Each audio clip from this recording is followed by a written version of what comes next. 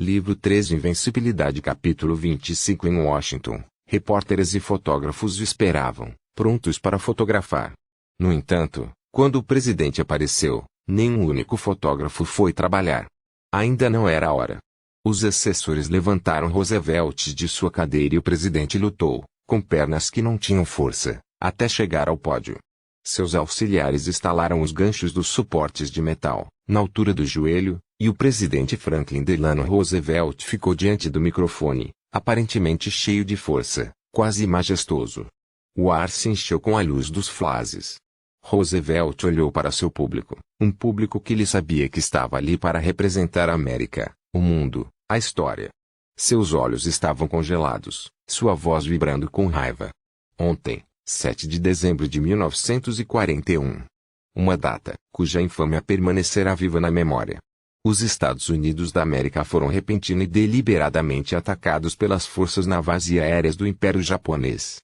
Os Estados Unidos estavam em paz com aquela nação e, a pedido do próprio Japão, ainda conversavam com seu governo e seu imperador, esperando manter a paz no Pacífico.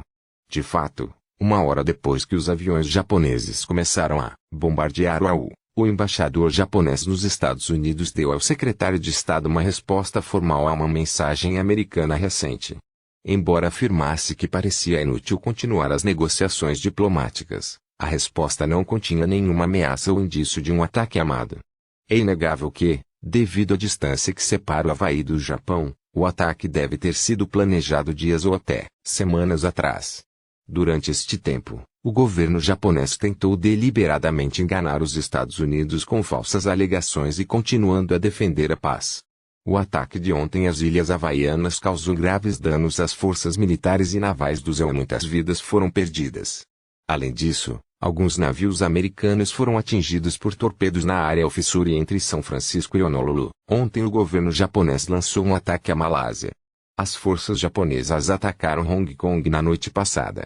As forças japonesas atacaram Guam ontem à noite.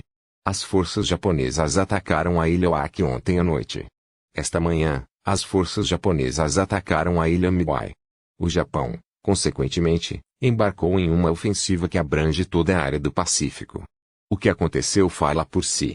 O povo dos Estados Unidos já formou uma opinião e compreende as implicações para a vida e a segurança do nosso país. Como comandante em chefe do Exército e da Marinha, dei ordens para tomar todas as medidas necessárias para nossa defesa. Nunca esqueceremos a natureza do ataque contra nós. Não importa quanto tempo leve para derrotar o inimigo. O povo americano está certo e por isso reivindicará uma vitória absoluta. Acredito que interpreto os desejos do Congresso e de nosso povo quando digo que não nos limitaremos a nos defender e que garantiremos que essa forma de traição não seja mais um perigo para nós. As hostilidades são uma realidade inegável. Não há dúvida de que nosso povo, nosso território e nossos interesses estão em grave perigo. Confiantes em nossas forças armadas, com a determinação infinita de nosso povo, alcançaremos o triunfo, e que Deus nos ajude. Em vista do ataque vil e desmotivado lançado pelo Japão no domingo, 7 de dezembro, peço a este Congresso que declare estado de guerra entre os Estados Unidos e o Império Japonês. Guerra. Essa palavra ecoou por toda a América, e jovens de todo o país, em fazendas do interior e salões de bilhar da cidade, colocaram pás e tacos e seguiram para os centros de recrutamento, onde as filas já estavam saindo das portas e se estendendo na rua. Guerra. A agressão alemã do outro lado do Atlântico não teve sucesso, a conquista da Europa, a guerra aérea contra a Grã-Bretanha, os ataques na África e na Ásia. Permanecem neutros, mas com o ataque a Pearl Harbor a barragem rompeu e rios de raiva jorraram. Pouco importava que o Japão estivesse quase do outro lado do mundo. Pearl Harbor tinha sido um ataque à América, à pátria, um ataque repentino e surpresa, e, por Deus, alguém teria pago por isso. O Congresso respondeu com uma declaração de guerra, não apenas contra o Japão, mas também contra seus aliados europeus, Alemanha e Itália. Roosevelt prometeu vingança ao povo americano, mas as notícias do Departamento de Guerra e as discussões na Casa Branca não foram positivas nem conclusivas. Parecia que tudo o que a América podia fazer era tentar diminuir a extensão da derrota. Para lutar, o país não só tinha que treinar soldados, marinheiros e pilotos, mas também mobilizar suas indústrias para fabricar as armas para equipá-las, e tudo isso levou tempo. O tempo era a única coisa que a América não podia produzir. Seus inimigos vinham se preparando há anos e já acumulavam vitória após vitória. Os alemães e italianos na Europa e os japoneses no sudeste da Ásia, na Coreia e no continente chinês. E embora sempre tenha considerado a Alemanha como a maior ameaça à civilização ocidental, Roosevelt agora descobriu que o perigo mais imediato para seu país vinha do Japão. A ofensiva japonesa estava no auge e a América recuava em quase todos os lugares do Pacífico. Sim, os trabalhos de reparo nos navios atracados em Pearl Harbor começaram imediatamente e os porta-aviões não foram danificados. Mas as forças de defesa ainda não estavam adequadas, muito menos prontas, para conquistar uma vitória. O risco de uma invasão japonesa no continente americano foi considerado mais do que possível. Alguns altos funcionários, a opinião pública nunca soube quantos, até consideraram provável. Roosevelt aprendeu com o Departamento de Guerra que suas melhores táticas avaliaram os diferentes cenários e acreditava que, se os japoneses organizassem uma invasão completa, desembarcando na costa oeste para seguir para o interior, os Estados Unidos não seriam capazes de detê-los e dirigir de volta até chegarem a Chicago. Roosevelt reuniu os conselheiros em uma sala de reuniões da Casa Branca e lhes disse: "Estamos enfrentando uma crise mais séria do que imaginávamos. Fomos ensinados a pensar que somos invencíveis, e agora nossos melhores navios, o próprio coração de nossa frota, foram destruídos por um inimigo que considerávamos inferior." Ele não deu tempo para que essas palavras fossem absorvidas pelos presentes. Não estava com disposição para ouvir expressões de otimismo forçado. "Estamos nas cordas, cavalheiros. E é por isso que precisamos atacar agora." Atingiu o coração do Japão, como o Japão nos atingiu. O silêncio caiu enquanto os conselheiros do presidente, militares e civis, se perguntavam se ele estava simplesmente imaginando objetivos amplos e indefinidos, como os políticos tendem a fazer, ou se ele não tinha nenhuma ação militar específica em mente.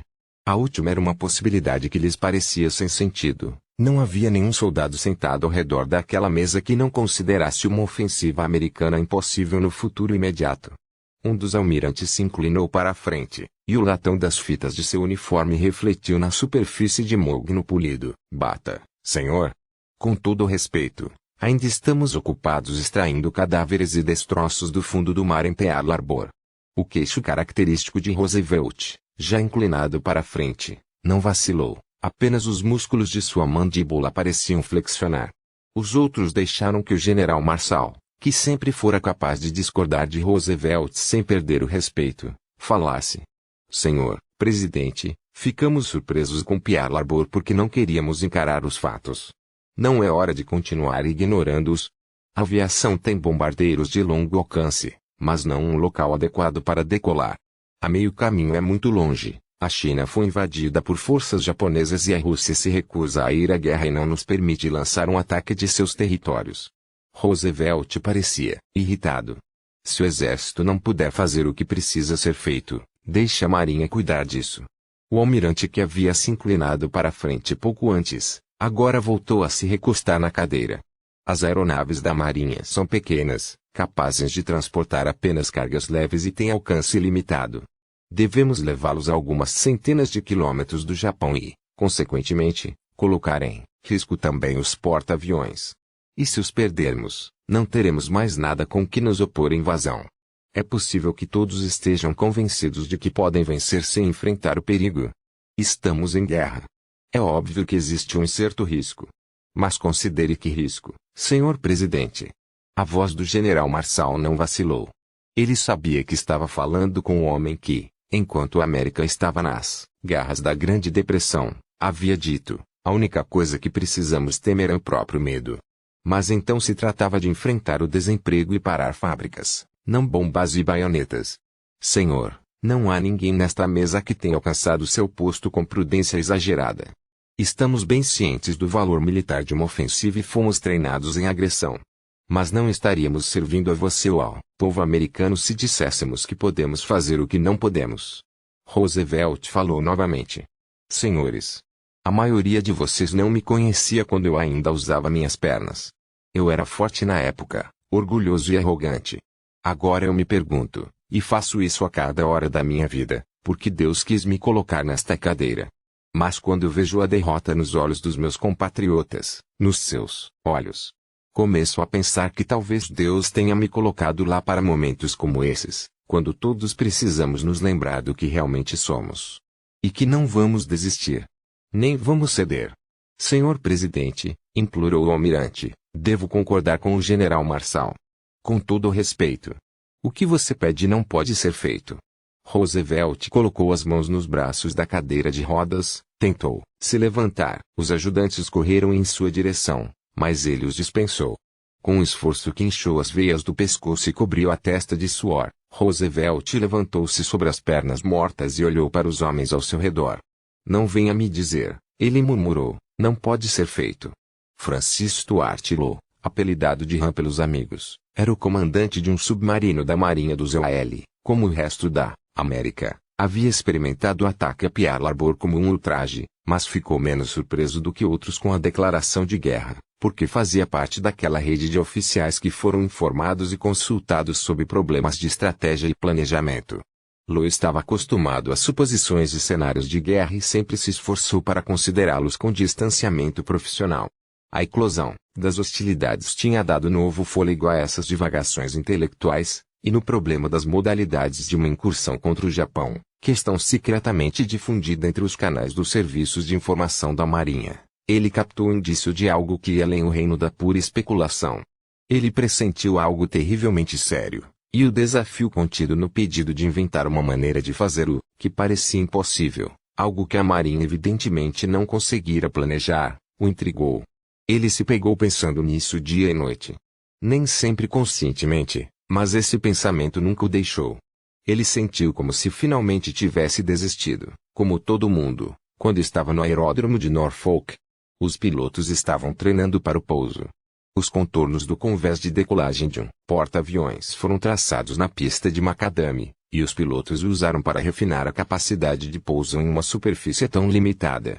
O comandante Low prestou pouca atenção ao que eles estavam fazendo. Esses exercícios eram necessários e rotineiros.